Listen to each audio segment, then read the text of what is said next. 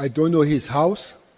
I don't know his wife. He doesn't know my house. He doesn't know my wife. Doesn't know my family and all. So it can't be my friend. He's an acquaintance because we talk to him about issues. Secondly, the journalist argues that he sent the message to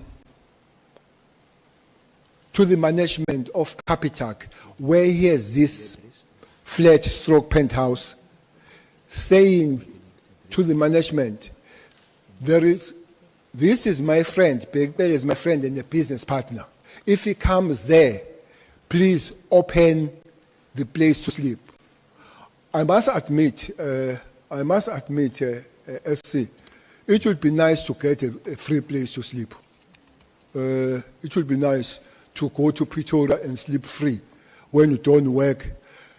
Even if you work, you would have taken it, but then report and declare that has happened.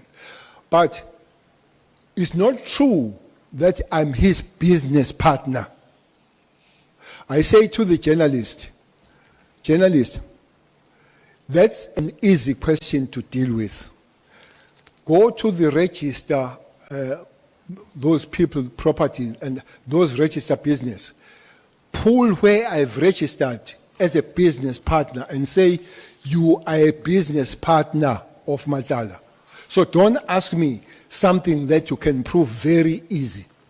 So, simply put, I did say to journalists, he's not my friend, I'm not the business partner. So, I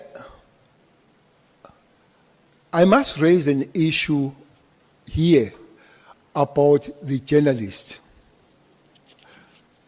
I guess he's a good journalist, but I wonder if he's not having a narrative in this matter. Whatever narrative that comes from. For instance, the journalist phones me and says, you have phoned Matlala 10 times. I says, yes, I have. And he says, you have sent him messages. I said, no, I don't send messages. But the journalist writes the story of 10 times. He used terms frantic, whatever.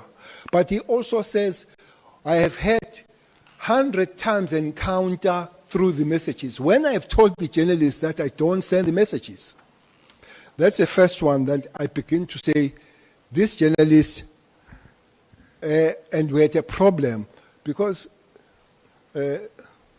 not as honorable member Cameroon. He was treating me like a schoolboy, this journalist. And we have a serious encounter. When the journalist comes back to me now to write the story of the meeting with Kat at Zimbabwe, because I had a meeting with Kat at Zimbabwe. You met him on the 18th of March? Yes. At Zimbabwe? Yes, at So Zimbabwe. you've met him again? Let me take Honorable Malema. I think he has a follow-up on the statement that you have made, General. Thanks, Chair. General, Mabonga, apart from being known as a child... Come again, that part. Mabonga. Okay, Mabonga. Yeah, Mabonga. Yes. Apart from being known as a child of some taxi, what, in KZN, he was a well-known thug in Gauteng, a criminal of note. Was that known to you at that time? Well, I know that he has been arrested at some time. Criminal of note, not exactly, but arrested. Yes, I know that he had a criminal record, Honorable Member. Proceed, SC.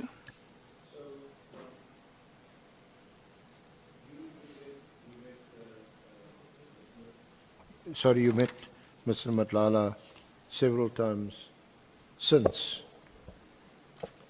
And you also were made aware of an email. Sorry, it's because you don't send WhatsApps. It's a WhatsApp Okay. from Brown Mokhotsi on the 22nd of January, where he says, and I'm just reading, it's on page 27 of to the annexures. Sorry, it's in the body of your affidavit, sorry. On page 27.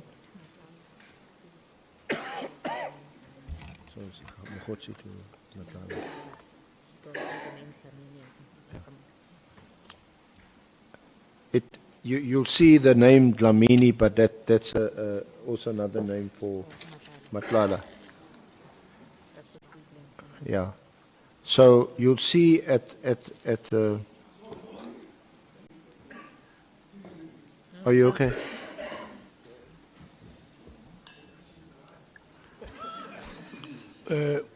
SC, I want to bring in Honorable Nomvalo just before you start. Yeah, no, I just need some clarification, Chair, because I don't want to assume that the minister meant what he wrote here on his affidavit, because he might write something and say something else which does not accord with what he has written here. When he was saying that it would have been nice to sleep in a free accommodation, was he actually confirming that indeed he slept in Matlala's apartment or Yes, I flat? did. Yes, I did. Sleep. So, okay. Yeah, I did twice. Oh, you slept twice. Okay, thank you.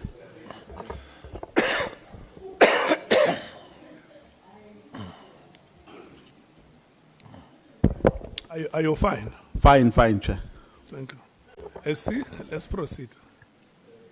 I was trying to follow a sequence, Honourable Chair, and get there. But I was still, General, referring you to page 27 of your statement, which is this, Page 27. yeah, what's up from Matlala.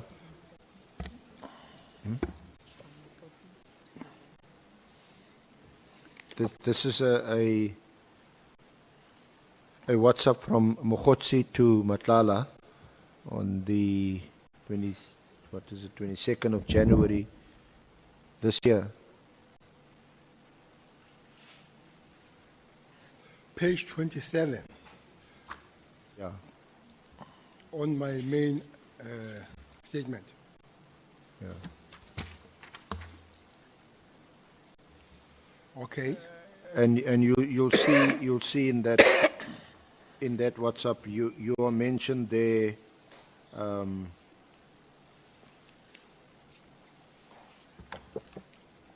several times. In the first paragraph, there's a reference to the 26 million tender, and they state here, it must be a mistake, but it says current Minister of Police Bheki Cele's signature is on the tender approval documents. But your signature is on the tender approval documents right at the end. But on the 25th of January, you weren't the current Minister of Police. No, this document is when I was a national commissioner, not minister. It's when I was a national commissioner in 2010, sorry. dealing with accommodation of the police for 2010. Thank you for correcting me. I Yeah. was signing documents as a national commissioner, not as a minister. Yeah, and because they go on to talk about in collusion with the current National Police Commissioner, Okay. General Masimola. Masimula Yeah. was head of policing, visible policing then. Let me rather jump to the end of this WhatsApp, which says Cele was putting a lot of pressure for the then acting commissioner, Lieutenant General Nhlanhla Mkhwanazi, to finalize these appointments. So just explain what this is all about? Is this Read the there again. 2010? What is happening? Can you read again? At the bottom of the WhatsApp, Cele was putting a lot of pressure for the then acting commissioner, Lieutenant General Nhlanhla Konazi, to finalize these appointments. It was during this meeting whereby they all struck a deal that Balushan and Perumal will make all the aforementioned cases to disappear, as well as Cele will be protected from prosecution for the 2010 World Cup tender corruption. Where is Cele this time? Mkhwanazi is acting because Cele is suspended. Where in his references? In his Mkhwanazi is acting because Cele is suspended. Yeah, no. Now, Cele from suspension, runs from suspension to come and put pressure on the acting national commissioner to work on this thing. No, it appears that they are reviving this issue of the 2010 tender, which you're aware of. I'm aware of You're it. aware of that, Yeah. that tender. But they're reviving that, and this is what you say in your affidavit at at paragraph 76. I understand that this was the text message that was to be used to try and bring charges against me. I do not know why bringing charges against me was part of the project discussed by Minister Nkunu and Brown Mokgotsi with Mr. Matlala. Since I'm no longer involved in government, I suspect, however, that it may relate to my continued involvement in politics in KZN, which is relevant for the upcoming ANC election. I affirm. That's my statement. But isn't the real reason why they, if it is the case that they want to draw you, suck you into this by reviving